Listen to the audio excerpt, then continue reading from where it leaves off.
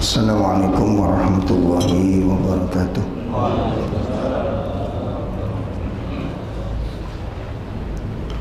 Alhamdulillah alladzi khalaqal mauta wal hayata liyabluwakum ayyukum ahsanu amala wa huwal azizul ghafur. Asyhadu an la ilaha illallah wahdahu la syarikalah wa asyhadu anna Muhammadan abduhu wa rasuluh. Ya ayyuhalladzina amanu taqullaha haqqa tuqatih wa la tamutunna illa wa antum muslimun.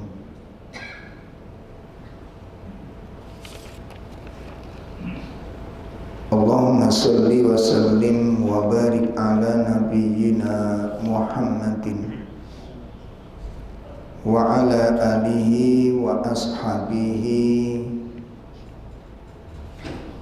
wa man tabi'ahum bi ihsanin ila yaumiddin. Amma ba'd. Ikhwatul iman, para sesepuh, para masyayikh, bapak-bapak, ibu-ibu, jamaah majelis taklim yang semoga kita semuanya dimuliakan Allah Subhanahu wa taala. Pertama, kita panjatkan pujian dan syukur kita kepada Allah dengan syukur yang sebenar-benarnya, dengan pujian yang seagung-agungnya. Karena Allah berhak untuk mendapatkan pujian sebagaimana ketinggian dan keunggulan serta kemuliaan derajatnya. Sehingga disitulah Allah Subhanahu wa ta'ala berfirman, Alhamdulillahi Rabbil Alamin, segala puji milik Allah. Disebutkan di dalam Fawaid fi suratil Fatihah oleh Syekh Shalih Fauzan, kenapa Allah dipuji sedemikian rupa? Kenapa segala pujian diberikan kepada Allah? Karena li'annallaha al-mun'im. Li'annallaha al-mun'im. Karena sesungguhnya Allah itu pemilik seluruh kenikmatan. Dia pemiliknya dan dia pemberinya.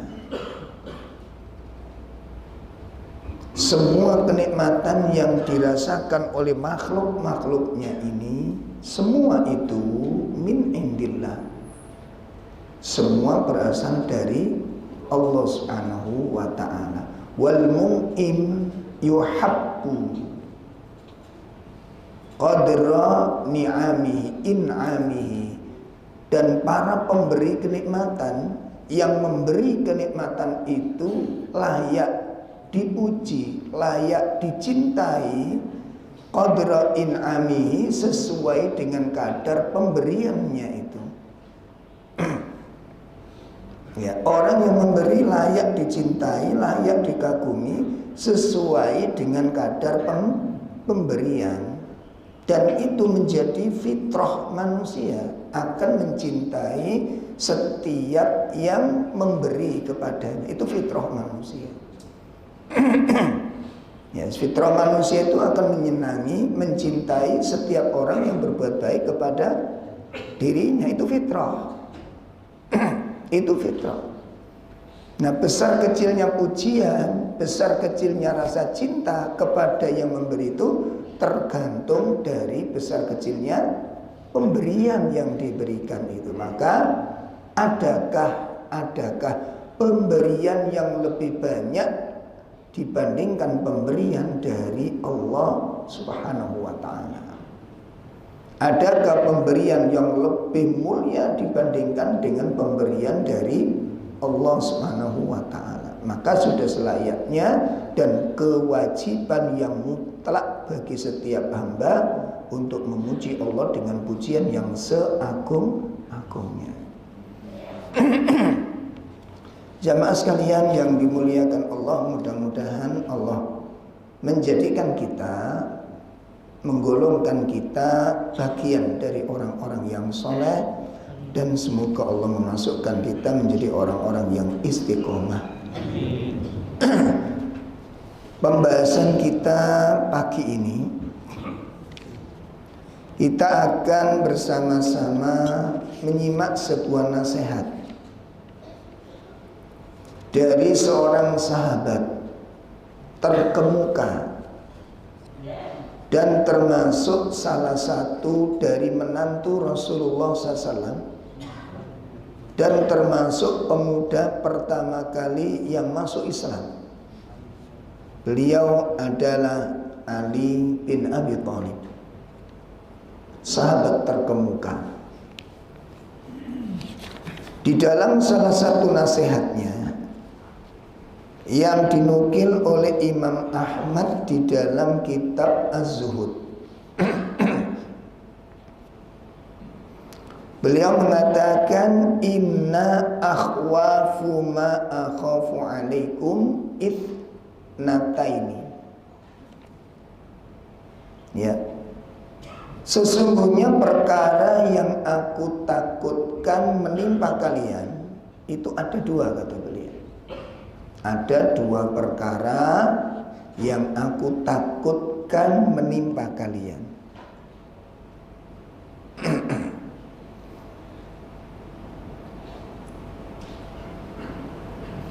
Apa dua perkara tersebut? Apa dua perkara tersebut?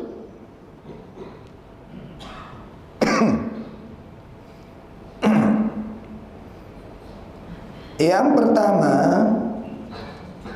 adalah tulul amal, panjang angan-angan.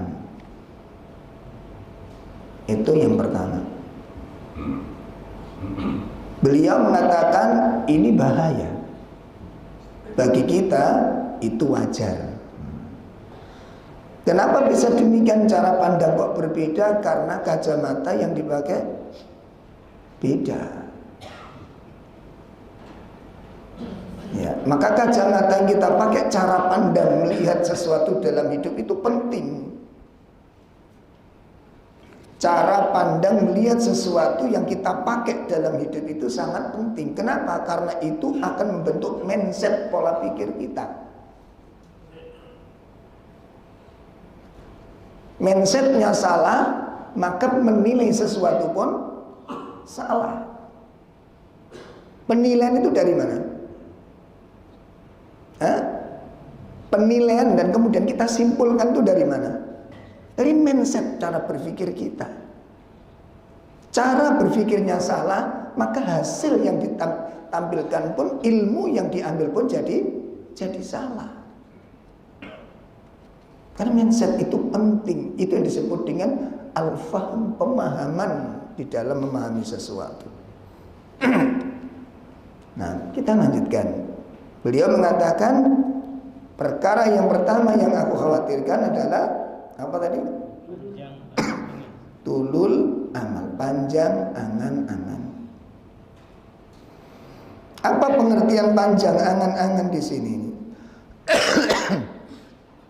Yang dimaksud panjang angan-angan, ya, yang dimaksud panjang angan-angan itu adalah seseorang meyakini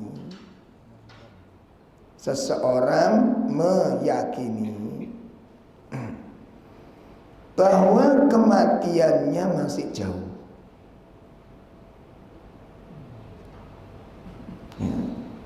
Orang meyakini kematiannya masih jauh, umur masih panjang. Ini keyakinan.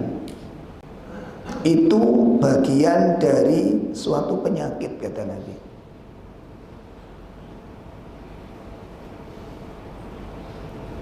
Kemudian yang kedua adalah wa'ibba'ul hawa. Wa'ibba'ul hawa, mengikuti hawa nafsu. Nah, kenapa beliau mengkhawatirkan tentang dua perkara ini? Yang pertama disebutkan alasannya fa amma tulul amal, adapun tulul amal, panjang angan-angan. Yang tadi disebutkan, yang dimaksud panjang angan-angan tadi apa? Orang meyakini kematiannya masih jauh, umurnya masih panjang. Apa bahaya yang ditimbulkan? Kata beliau, fa amma tulul amal, adapun tulul amal itu mengakibatkan fayunsil akhirah, lupa kepada akhirat. Nah, bukan nggak yakin, yakin, tapi ditimpa penyakit lalai tentang akhirat. Ini bahaya yang ditimbulkan dari tulul amal. Ya, oleh karena itulah yang kemudian disebutkan ada sebuah hadis, derajat hadis ini dinyatakan sebagian ulama mengatakan dhaif, sebagian yang lain mengatakan hasan. Ya, di mana Nabi SAW menyebutkan arba'un minal qasawa, ada 4 hal yang menyebabkan hati manusia itu keras. Ya, ada 4 perkara yang menyebabkan hati manusia itu keras.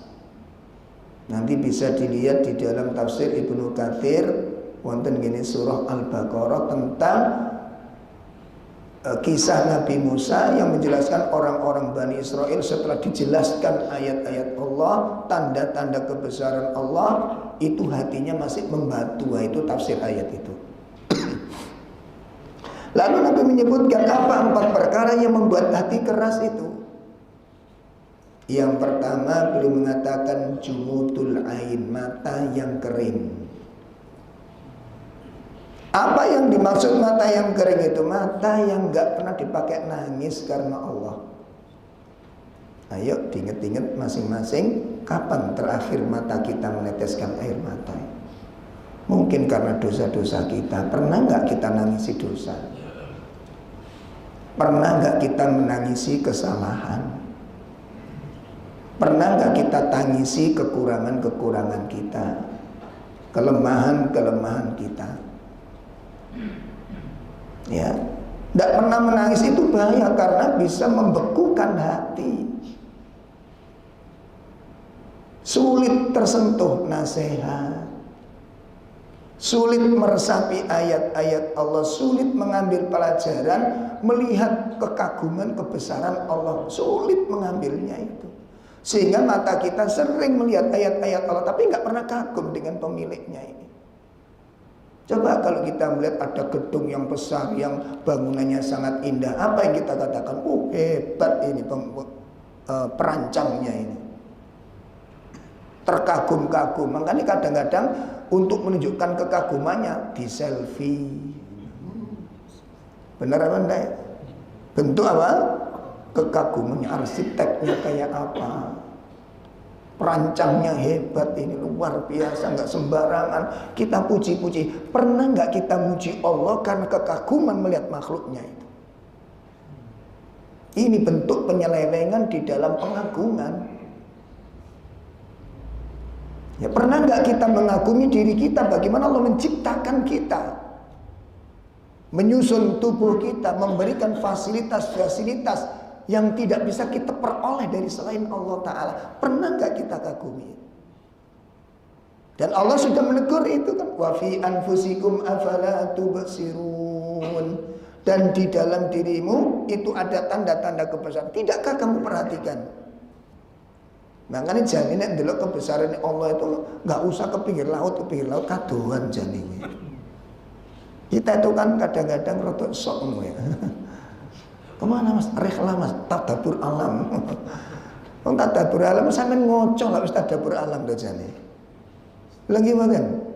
Kita berkaca melihat cermin diri kita itu di sana, itu kan ada tadabur alam. Betapa besar ciptaan Allah yang ada di dalam diri kita ini. Coba pernahkah kita menyelaminya, kemudian mengaguminya, kemudian kita mengaguminya dan mencintai pemiliknya itu. Ini masalahnya. Nggak ada waktu untuk itu kita itu. Kan kita semuanya orang-orang sibuk gitu kan. Ya, gitu. Sibuk tulinan, gitu. Sibuk mainan. Ini bahaya kata Nabi, jumudul ain, mata yang kering itu bahaya. Makanya sahabat Umar radhiyallahu anhu mengatakan, jalisut tawabin, kata Umar bin Khattab.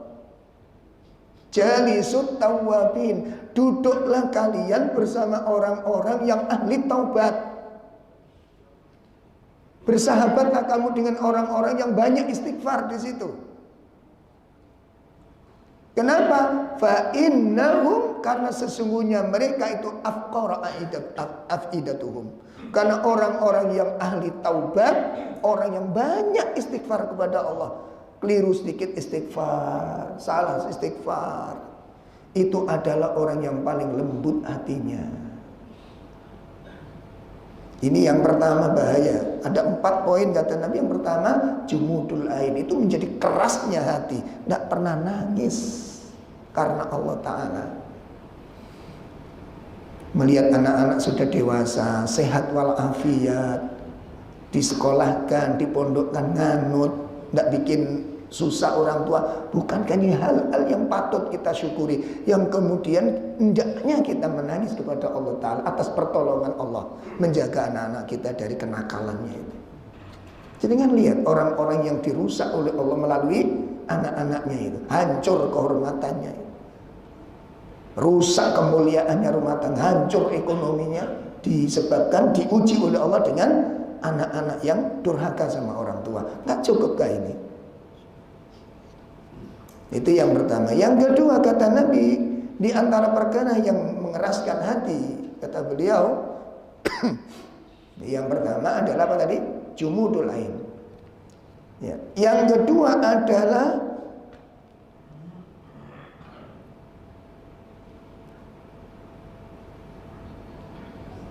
al-khirs, ketamaan seseorang kepada dunia. Tamaknya kepada dunia, rakusnya kepada dunia, akhirnya mengeraskan hatinya. Dia nggak butuh tentang akhirat, dia nggak perhatian dengan apa itu surga, apa itu neraka, apa itu hisab, apa itu azab, apa itu pahala, nggak mikir tentang itu. Ini bahaya besar, kerasnya hati di sana, khirs. Ya. Kemudian yang ketiga adalah tulul amal, panjang angan-angan.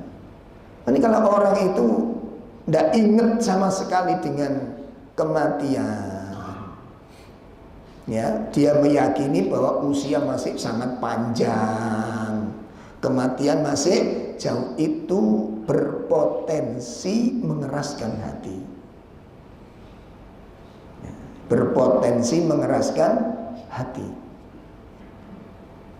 Kemudian yang keempat adalah al-amani, angan-angan kosong.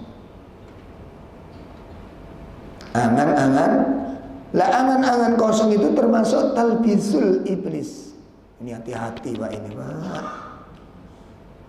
Apa itu angan-angan kosong? Yang dimaksud angan-angan kosong itu rumongso dadi wong apik ini nggak tahu nglakoni apik. Ada nggak seperti itu? Ya, insya Allah kayaknya kita rata-rata deh. Ini bahaya banget ini. Akhirnya dia melibatkan dirinya orang baik, dia termasuk orang yang soleh, orang yang ini, dan dia jauh dari amal-amal yang baik. Itu termasuk bagian talbisul iblis. Hiasan-hiasan al-amani, dibangun angan-angan kosong. Makanya sekarang kan bermunculan orang-orang mendiskreditkan orang, tapi lupa tentang dirinya sendiri. Ta'asub kepada golongan, ta'asub kepada madhab. Ini bagian nanti penyakit-penyakit al-amani ini. Angan-angan, karena rumongso inilah kelompok saya yang paling baik, yang paling mulia gitu. Akhirnya dia lupa bahwa kebaikan kemuliaan itu diukur oleh Allah dengan ketakwaan. Hati kita itu tunduk nggak dengan syariat gitu, bukan angan-angan kosong ini. Ya, makanya Allah sebutkan di surat Al-Hijr, contohnya di dalam surat Al-Hijr, ya, itu terdapat ayat-ayat peringatan seperti ini, atau surat An-Nisa, ya, kita bisa lihat di dalam surah An-Nisa. Di surah An-Nisa, ya, pada ayat yang ke 119, surah 4 ayat 119, Allah menceritakan tentang sumpahnya iblis. Sumpahnya iblis, bagaimana mereka berupaya untuk menyesatkan manusia. Allah katakan, wala udillannahum wala umanniyannahum. Apa kata iblis? Ya, demi Allah saya akan benar-benar. Nah, itu.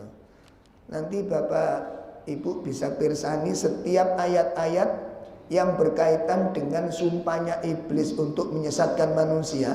Jangan ingat-ingat ya, itu ada dua tanda yang sangat dijelaskan oleh para ahli bahasa itu. Ini menunjukkan setan di dalam menyesatkan kita itu sangat amat serius, Pak. Bukan sangat serius, sangat amat serius. Kita ingin tersesat itu, setan itu luar biasa keinginannya. Makanya selalu ditandai dua hal kata-katanya itu. Pertama, adanya lam qasam. Lam qasam itu lam yang menunjukkan kata sumpah. Nek cara Jawa niku temen-temen yakti ngono piye ku antrene. Ya nama Pak? Yakti temen-temen. Mbuh sampeyan tulis piye kuwi? Itu menunjukkan apa? Yang menunjukkan sangat amat serius. Makanya ditandai dengan lam qasam, lam yang menunjukkan kata sumpah. Yang kedua tandanya apa? Nun taukid. Nun taukid itu yang menunjukkan penguatan, aku iki temen loh, gitu loh. Ya apa nulis ngene iki? Dincekno tuluk.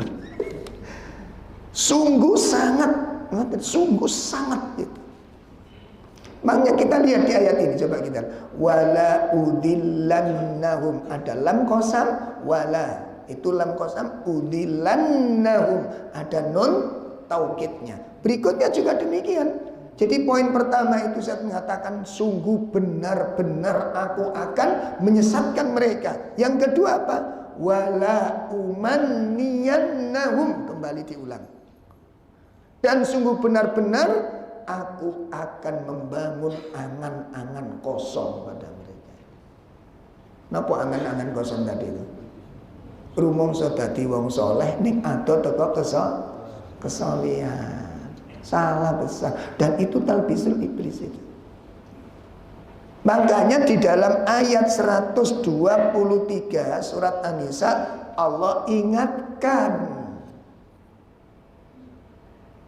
Ya, surat An-Nisa 123 Allah ingatkan dari penyakit ini. Apa kata Allah? Laisa bi amaniikum wala amani ahlil kitab. Ya. man ya'mal su'an yujza bihi wa la yajid lahu min dunillah waliyan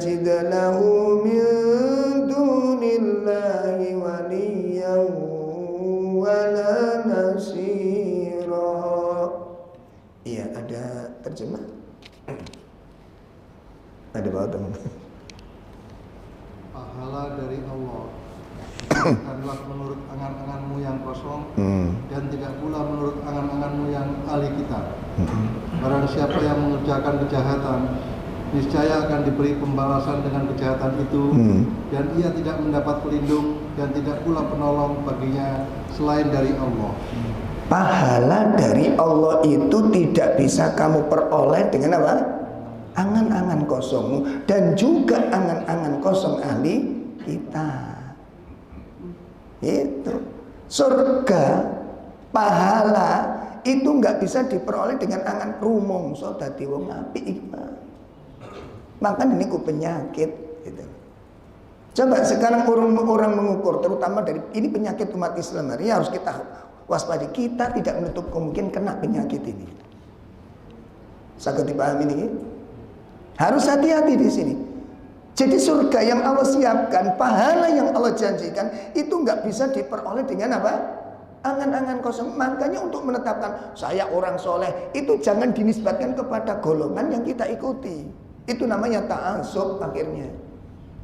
Ta'assub itu fanatisme buta. Ta'assub itu fanatisme buta sehingga nanti orang mengukur kebaikan itu diukur begini apa nih? Amal soleh apa kelompoknya? Ayo, amal soleh apa standar ketakwaan yang kepada Allah? Allah mengukur kita mulia dan tidak itu tergantung ketakwaan kita. Allah Subhanahu wa taala jelaskan, inna akramakum, itu setelah menjelaskan tentang kabilah, kelompok, jenis, bangsa, negara, suku, dijelaskan oleh Allah di ayat sebelumnya itu. Allah ciptakan beda jenis, Allah ciptakan beda suku, Allah ciptakan beda bangsa, Allah ciptakan beda kabilah. Setelah dijelaskan perbedaan-perbedaan ini, Allah tegaskan orang yang paling mulia adalah orang yang paling bertakwa, yang paling tunduk hatinya kepada syariat, bukan pengakuan kosong. Sakit dipaham? Sehingga nanti jangan sampai, oh aku ini, kamu ibadahmu gimana? Ini terkecoh dan ini talbisul iblis. Ini perangkap setan. Makanya banyak orang-orang yang akhlaknya nggak karu-karuan, ibadahnya nggak karu-karuan, tapi tetap kekeh menyatakan dirinya yang paling baik. Kenapa? Karena terjebak penyakit ini. Mudah-mudahan ini bermanfaat bagi kita semuanya. Kita tidak bermaksud sama sekali untuk jelek-jelekan satu. Enggak, ayo dievaluasi. Kalau ini ada dalam diri kita, ini penyakit. Dan ini wajib dijauhi, dihilangkan. Coba, enggak jerit nanti, enggak takut kepada Allah.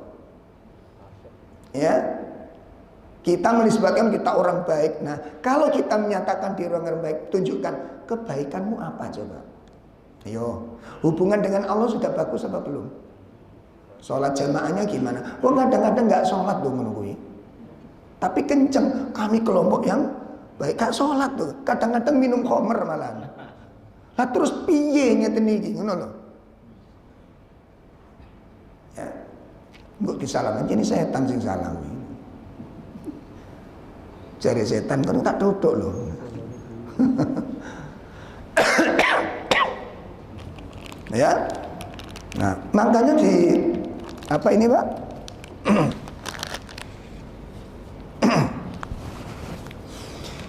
Kemudian disebutkan Allah disinggung di ayat 125 surat An-Nisa yang sama, surat sama.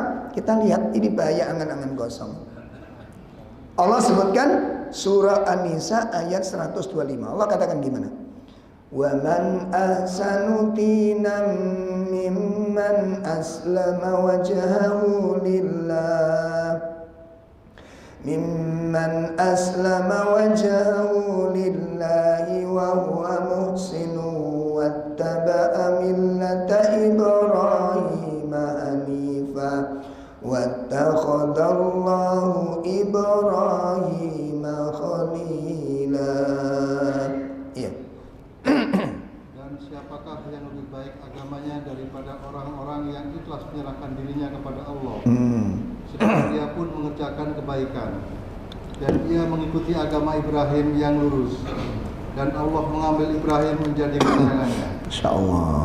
Allah jelaskan, Allah ingatkan lagi, siapakah orang yang paling baik agamanya. Kan tadi ayat 1, 2, 3 tadi kan nyindir, Allah nyindir orang-orang yang mengaku-ngaku jadi orang yang baik, rumangsa dadi wong sing apik kan gitu. Tapi ditegur oleh Allah, dan makanya di ayat 125 ditegaskan oleh Allah, siapakah orang yang paling baik beragamanya? Mimman aslama wajahu lillah, dibandingkan orang yang paling ikhlas di dalam menyerahkan diri kepada Allah. Artinya apa? Yang paling tunduk, yang paling taat kepada aturannya Allah. Maka orang yang paling baik beragamanya siapa kata Allah? Orang yang paling tunduk dengan hati yang ikhlas kepada syariat. Itu yang paling baik. Makanya jangan sampai terjebak dalam perangkapnya iblis ini. Pun itu 4 hal yang dikatakan oleh Nabi, 4 perkara yang menjadikan sebab kerusakan dan kebinasaan atau menjadi sebab kekerasan hati. 1, mata yang kering. 2, khirs ala dunya. Yang ketiga, tulul amal. Yang keempat, an-amani, angan-angan kosong. Pun ini soal pertama yang dikhawatirkan oleh sahabat Ali radhiyallahu an, panjang angan-angan. Kemudian dijelaskan yang terakhir dari penjelasan poin pertama tentang panjang angan-angan ini.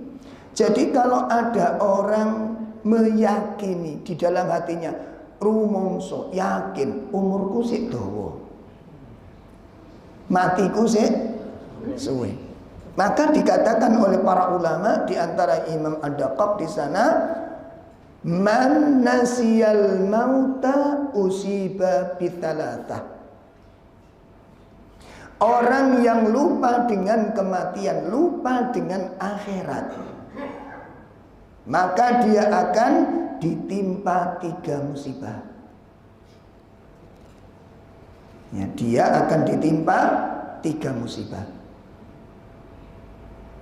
Apa 3 musibah tersebut? Imam Ad-Daqaq menjelaskan. Yang pertama, taswifut taubah, menunda-nunda taubat. Ya, coba kita tanya, kenapa kita nggak segera memperbaiki diri? Kenapa jawabannya? Karena kita masih meyakini kematianku masih jauh. Kan itu yang menjadikan kita menunda-nunda amal itu. Kan itu yang menjadikan kita tidak segera ngerampung ingkri kesiawa dewe ini. Coba dilihat, apa yang menyebabkan kita nggak segera memperbaiki diri, bertaubat kepada Allah, lari kepada Allah secepatnya, merubah diri, memperbaiki diri, dandani awak sing tenan, nebus segala dosa, menunaikan kewajiban-kewajiban, segera melakukan amal-amal soleh. Apa yang menyebabkan kita berlambat-lambat itu? Itu tidak lain karena kita rumongso apa? Umur kita masih panjang. Itu yang menyebabkan. Makanya ini musibah. Ini musibah kata beliau, kata Imam Ad-Daqaq. Ya. Taswifut taubah, menunda-nunda taubat. Yang kedua apa musibah yang kedua bagi orang-orang tersebut? Orang yang lalai kepada akhirat. Yang kedua, wakaslul ibadah, malas di dalam beribadah, nggak semangat, nggak gairah. Coba beberapa waktu yang lalu kan kita sampaikan ya, sebuah nasihat dari Imam Abu Hazm ketika dialog dengan Khalifah Sulaiman bin Abdul Malik kan ditanya, "Ya Imam, malana nakrahul maut." Apa sih yang menyebabkan kita itu kok benci dengan kematian? Ya, maka beliau menjawab apa? Li annana amarna dunyana wa kharabna akhiratana. Yang menyebabkan kita benci dengan kematian karena kita sudah kadung terlanjur memakmurkan dunia, menghancurkan akhirat kita. Apa yang dimaksud menghancurkan akhirat kita itu? Tidak ada upaya yang serius. Bukan gak ada upaya sama sekali, bukan. Gak ada upaya yang serius menyiapkan bekal kematian. Makanya nanti takoni, "Pak, kalau besok mati siap mboten?" Jawabin apa? Siap. Siap benar. Belum, Ustaz. Kenapa? Bekalnya belum ada. Jawaban itu nggak salah, Pak. Itu benar jawabannya. Cuma masalahnya, ngeten masalah. Kan wajar toh jawab gitu. Saya pun datanya pun begitu gitu loh. Kalau Ustadz besok mati siap mboten? Ya sakjane durung siap, Mas. Malah ada mbah-mbah niku jamaah Majelis Taklim, anten sepuh-sepuh gitu. Ada ibu-ibu Aisyah di Surabaya. Di mana? Sidoarjo. "Mbah, kalau ada pertanyaan, Mbah, kalau nanti malam mati, Mbah siap mboten?" "Dereng Ustadz mawon riyen," jare. Diwalik. Batin kula iki jenenge di smackdown. Kan Ustadz pun siap. Siapa bilang kita juga baru nyiapno nih. Jawaban itu mboten salah, Pak. Belum siap karena bekalnya belum cukup. Itu jawaban yang tepat dan nggak salah jawaban. Cuma masalahnya di sini, Pak. Masalahnya apa? Kalau pertanyaan itu diajukan 10 tahun yang lalu, jawabnya apa? Dalam sama, berarti kan memang nggak ada semangat untuk menyiapkan. Gimana? Kalau 10 tahun yang lalu kita ditanya dengan pertanyaan sama, jawabnya apa? Belum siap. 10 tahun berikutnya ditanya pertanyaan sama, jawabnya apa? Terus kapan kita siapkan? Itu masalahnya. Gitu loh. Itu problemnya. Kapan kita siap kematian? Sementara kematian itu akan datang kepada kita. Kita siap atau tidak siap? Itu masalahnya. Dikatakan oleh para ulama, ajaluka la tantanziru taubataka. Ajalmu tidak menanti taubatmu. Itu diingat-ingat kalimat ini. Saya tulis di buku saya. Ajalmu tidak menanti taubatmu. Kamu sudah taubat atau belum? Kamu siap atau belum? Itu urusanmu. Nah, ini yang harus direnungkan, Pak. Makanya salah satu penyebab kita santai-santai, bermalas-malasan, ogah-ogahan, bahkan gampang bosan melakukan ibadah, itu disebabkan lupa dengan akhirat ini. Kemudian yang ketiga dampak buruk dari lupa akhirat adalah adamul qanaah fil qalbi, hilangnya sifat qanaah di dalam hati. Hilangnya sifat qanaah di dalam hati. Apa itu hilangnya qanaah? Gak pernah merasa puas dengan seneng-seneng ini. Jadi nek dihitung-hitung tenan Pak nggih, nek direnungkan dengan baik itu. Kita hidup itu akeh dolenane timbang ibadah ini. Ayo dipikir terus, kapan kira-kira kita bisa selamat, bisa sembuh, terbebas dari penyakit kelalaian ini. Ini kelalaian. Jinina bubukkan dengan pernik-pernik dunia ini. Itu yang menyebabkan kita lalai. Ya Allah. Kapan hari saya pas ngaji di daerah Juanda, macet gara-gara nopo ada nopo niku yangkung. Nopo yangkung niku nopo? Mbah-mbah. Bikin karnaval nopo niki sepeda pancal. Pancel. Mbah-mbah Pak sudah 70 tahunan. Sepuh, ketok sepuh banget kok pun. Sepeda kriya dengan kesabarannya. Mengayuh sepeda Pancel. Saya itu ndredeg Pak, terus ngejar saya itu. Apakah saya nanti juga seperti, saya enggak bermaksud sama sekali merendahkan beliau, enggak. Ini sebenarnya saat-saat untuk banyak berzikir kepada Allah. Ditambah lagi kok niku di awalnya, di depan iring-iringannya itu. Kan tiap Sabtu Ahad identik kan sak mangkin niku. Napa jenenge goes ya? Iya, goes ya. Ya enggak masalah, itu olahraga saja. Cuma harus diperhatikan batasnya, waktunya, ya, dijaga adab di jalan, ojo sampai ganggu perjalanan orang lain, jangan merampas haknya orang lain, itu aja yang perlu diperhatikan. Enggak apa-apa jenengan, cuma engko sampai jam piro kan kudu diatur. Apa dohor sik muter-muter ngono. Karena faktanya begitu, banyak kemudian meninggalkan sholat dohor masih di jalan, lakui masalah. Karena kita punya kewajiban. Ya enggak apa-apa jenengan nggowo rangsel engko salat mindi ngono lho, enggak apa-apa. Sampai salat zuhur lanjut gitu. Sampai asar lanjut gitu. Enggak mulai. Nah, itu pertanyaan, sampai kapan kita hidup dulinan kayak gini kan? Jujur saja. Kita banyak mainan dalam hidup ini. Coba kita lihat. Kita dikasih waktu bebas tanpa ikatan ibadah berapa tahun? Bebas, oleh Allah dibebaskan. Kita nggak ada ikatan, nggak dikasih beban, nggak dikasih dosa. Kalau kita pun dosa, berapa lama? Ya, ketika kita belum masih balik, katakan sampai 10 tahun, katakan 10 tahun dulinan tok loh nih bisa. Wis dikai kebebasan kita dulinan, makanya arek cilik dulinan kok jek dilok-ilok nih. Kok ini dulinan tok, anjene cilik niku wae dulinan, Pak.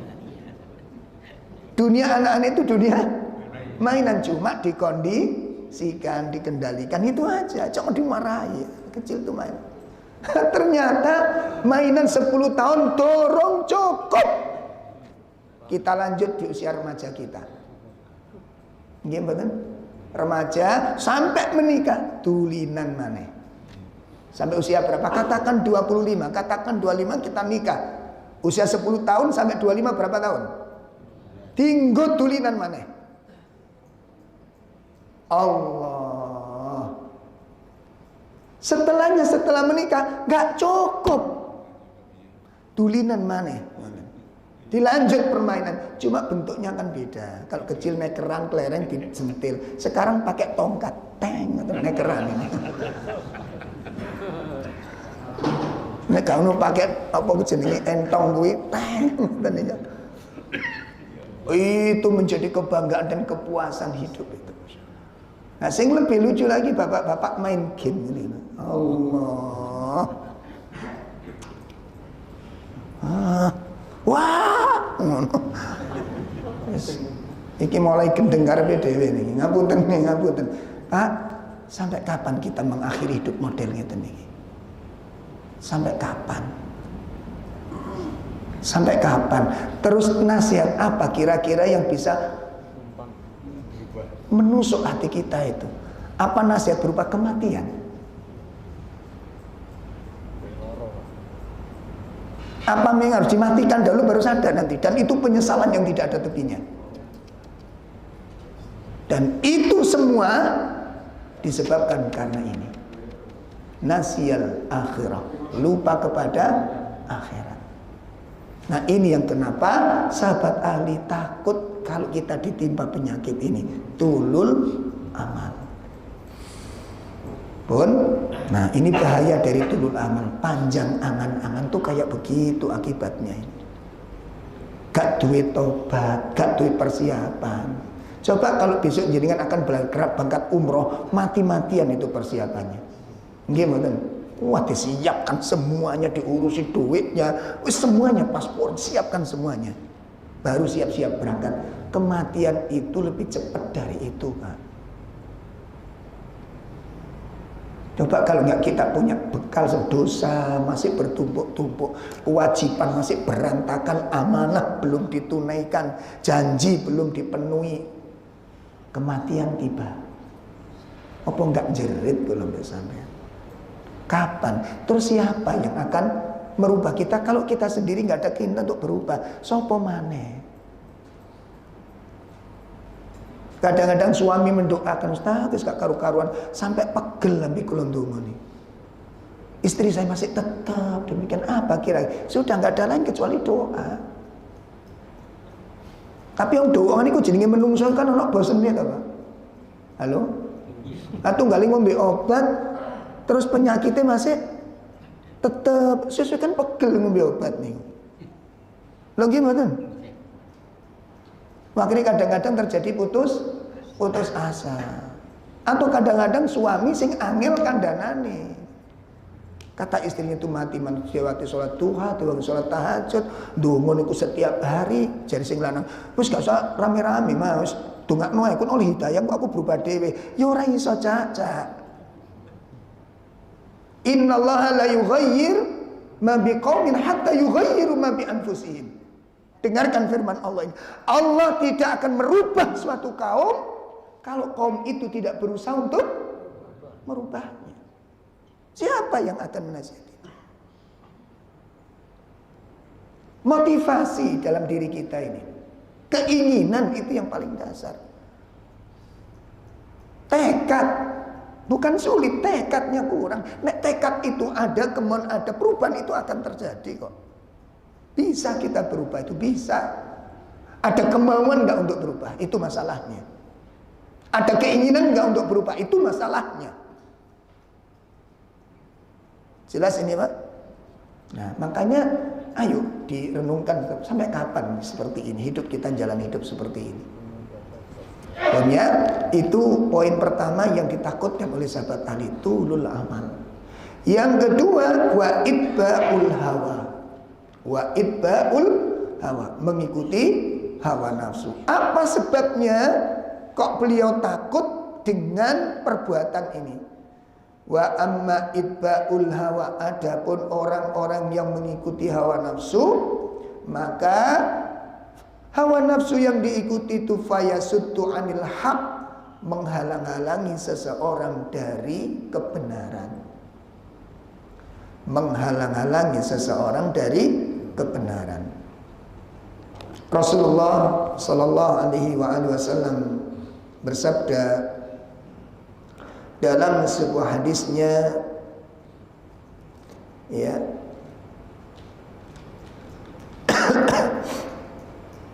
hadis ini disampaikan oleh Imam At-Tabrani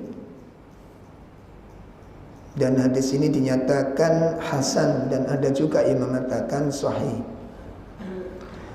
Rasulullah SAW menyatakan salasun muhlikat wa talatun munjiyat wa talatun kafarat wa talatun darajat. Ada 3 perkara yang membawa kebinasaan. Ada 3 perkara yang membinasakan.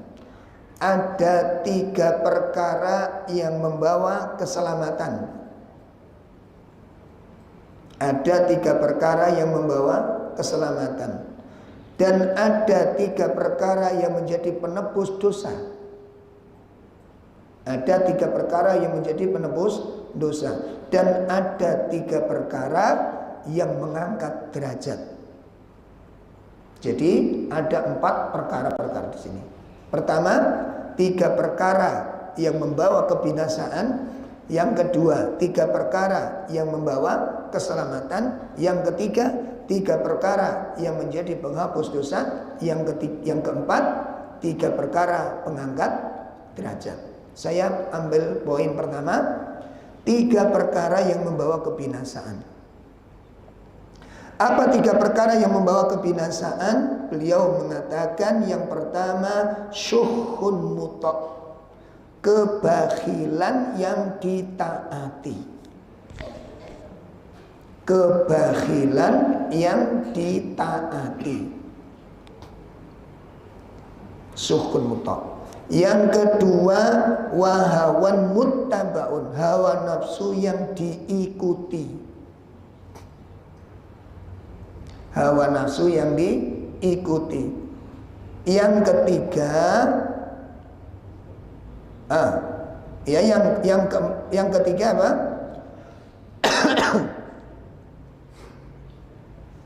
Wa ijabul mar'i bi nafsihi. Seseorang bangga kepada dirinya. Seseorang bangga kepada dirinya. Nah, itu 3 perkara yang membawa kebinasaan. Yang pertama, kebakhilan yang ditaati. Yang kedua, hawa nafsu yang diikuti. Kemudian yang ketiga, orang bangga kepada dirinya. Itu membawa kebinasaan. Maka dari itu kita jaga 3 perkara ini. Dan kita akan pelajari selanjutnya nanti, apabila hawa nafsu tidak bisa dikendalikan, itu apa dampak buruknya. Itu nanti luas materi yang dibahas. Karena pengikutan hawa nafsu nanti bukan cuma orang minum khamr, zina, bukan cuma itu saja. Di dalam pelaksanaan agama itu juga orang banyak mengikuti hawa. Bagaimana cara melakukan beragama? Bukan dengan dalil, bukan dengan ilmu, bukan dengan penjelasan ayat-ayat Al-Quran, tapi beragama dengan menggunakan hawa nafsu. Bahkan ada sebagian orang yang menjadikan hawa nafsunya itu menjadi Tuhannya. Itu akan kita bahas insya Allah pada pertemuan yang akan datang, bila hawa nafsu tidak bisa terkendali. Demikian kajian kita pagi ini. Barangkali ada 1-2 hal yang ditampilkan, silakan. Monggo, Mbak. 2 tadi. Ya. 3, 4. Monggo, Mbak. Monggo, Mbak. Barakallah. Ingat kematian. Nggih. Lupa akhirat, panjang-panjang. Apakah jalannya jalan perenjarian melalui istiqomah dan memperkuat iman kita, ilmu, amal, takwa dan taubat, apakah kita bisa masuk pada dalam menyatakan Ya. Pertanyaan, apakah amal-amal itu tadi bisa membawa orang kepada akhirat? Nah, yang paling mendasar, Pak Nggih, supaya orang itu bisa ingat kepada akhirat itu adalah al-ilmu, nasihat, gitu loh. Berkenan untuk mendengarkan nasihat, karena sumber pengetahuan itu dari ilmu. Makanya Nabi kan mengatakan, man salaka tariqan yaltamisu fihi ilman sahalallahu tariqan ilal. Itu dalam hadis itu, Pak. Ya. Nah, sebenarnya itu perlu dikaji. Kedalaman hadis, kok bisa mencari ilmu itu jalan dimudahkan oleh Allah menuju surga, kok bisa gitu kan? Apa sebabnya? Oh, sekedar mencari ilmu saja. Ternyata dari situ semuanya. Dari situ sumbernya itu. Ilmu itu segala-galanya dalam hidup ini. Ilmu itu segala-galanya dalam hidup ini. Dari ilmulah kita mengetahui contoh jenis-jenis ibadah. Sebelum kita ngaji, kita mengartikan ibadah itu apa? Coba, sholat, itu ritual gitu. Sehingga ada sebagian kaum muslimin salah di dalam mengartikan makna ibadah. Hidup ini untuk ibadah, akhirnya mereka ibadah yang dipahami terbatasnya pemahaman itu. Jadi seakan-akan ibadah itu masjid, majelis Al-Quran, berdakwah, sholat tahajud, seputar ini gitu loh. Sehingga sebagian ada kaum muslimin yang sibuk dengan ini gitu. Ya, tenggelam kepada cinta kepada Allah, tapi lupa hak-haknya manusia. Nah, jadi untuk mencari akhirat tuh ya di masjid ini, akhirnya orang di masjid saja terus begitu. Ya ini kan ngapunten, ada kesalahan di dalam mengartikan makna ibadah, akhirnya menamakan ini manusia akhirat gitu. Ya, lah yang suami bekerja mencari nafkah itu bukan mencari akhirat. Apa itu bukan ibadah? Mana ibadah dalam Islam itu sangat luas sekali. Tidak hanya di dalam masjid, tidak hanya ngaji saja, tidak hanya menyampaikan ilmu, bukan sedikit, luas mana ibadah itu. Makanya disebutkan di dalam kitab Khut Aqidata oleh Syekh Jamil Zainu, al-ibadah ismun jami' Ya, yang dikatakan al-ibadah itu adalah mencakup segala sesuatu. Ismun jami' mencakup segala sesuatu. Ma yuhibbullah, apa yang saja yang dicintai Allah, wa yarda, dan yang diridhai oleh Allah, minal aqwal wal af'al, baik itu dalam perkataan maupun dalam perbuatan. Tuh, gitu loh. Jadi kalau dilihat dari definisi ibadah ini, makna ibadah pripun? Sangat luas. Jadi kuncinya supaya kita ingat kepada akhirat itu diantaranya apa? Thalabul ilm, mencari ilmu. Kemudian apalagi diantaranya? Nabi mengingatkan kita dianjurkan untuk ziarah, itu loh. Ziarah ke kubur. Ini syariat yang keliru banyak menafsirkan. Ada yang berlebih-lebihan di dalam melaksanakan, ada yang berlebihan nggak ngelakoni blas, ya salah. Gimana? Jadi ada dua sisi kaum muslimin. Ada yang berlebih-lebihan di dalam melaksanakan, ada yang berlebih-lebihan tidak melaksanakan sama sekali. Ini nggak benar. Ziarah itu disyariatkan oleh Nabi SAW. Cuma tidak ditentukan harinya, tidak ditentukan bulannya. Tiap hari boleh, malam bagus malam. Denger nih kuburan. Hari apa saja boleh, tidak ada ketentuan.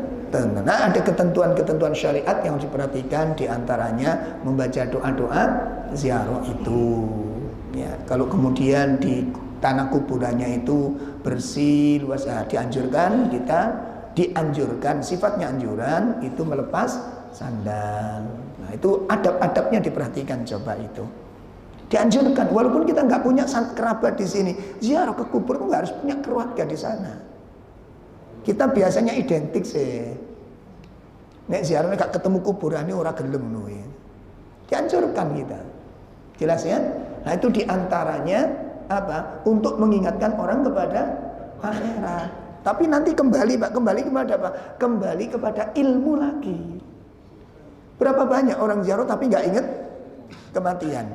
Kenapa? Karena pelaksanaan ziarahnya tidak dikasih ilmu. Makanya kalau ziarah kasih ilmu dulu. Sehingga nanti kita di sana itu duduk merenung sesaat, merenangkan kematian, membayangkan orang-orang hamba-hamba Allah yang sekarang ada di perut bumi ini. Satu saat, makanya di dalam doa apa? Ziarah gimana doanya? Assalamualaikum ya ahla diyar, kemudian lil muslimina wal mu'minina nas'alullahal afiyah. Wa insyaallah apa? Lahikun. Kan itu ada lanjutannya itu doanya. Dan insya Allah di ujung doa itu, insya Allah saya akan bertemu denganmu di sini nanti. Itu direnungkan, saya pun akan mati di sini. Nah, itu makanya diresapi, resapan itu penting untuk kita lakukan. Baik, itu yang bisa kami sampaikan. Mudah-mudahan bermanfaat untuk kita semua, dan kita akan nantikan materi berikutnya insya Allah. Semoga Allah Ta'ala memberi kesempatan kepada kita untuk memperbaiki diri, memberi kesempatan kita untuk membersihkan dosa-dosa ini, bertobat kepadanya, dan semoga Allah mengakhiri kehidupan kita dengan akhir yang baik. Sallallahu ala nabiyina Muhammad. Kurang lebih mohon maaf yang sebesar-besarnya. Subhanakallahumma wa bihamdika asyhadu an la ilaha illa anta astaghfiruka wa atubu ilaik. Assalamualaikum warahmatullahi wabarakatuh.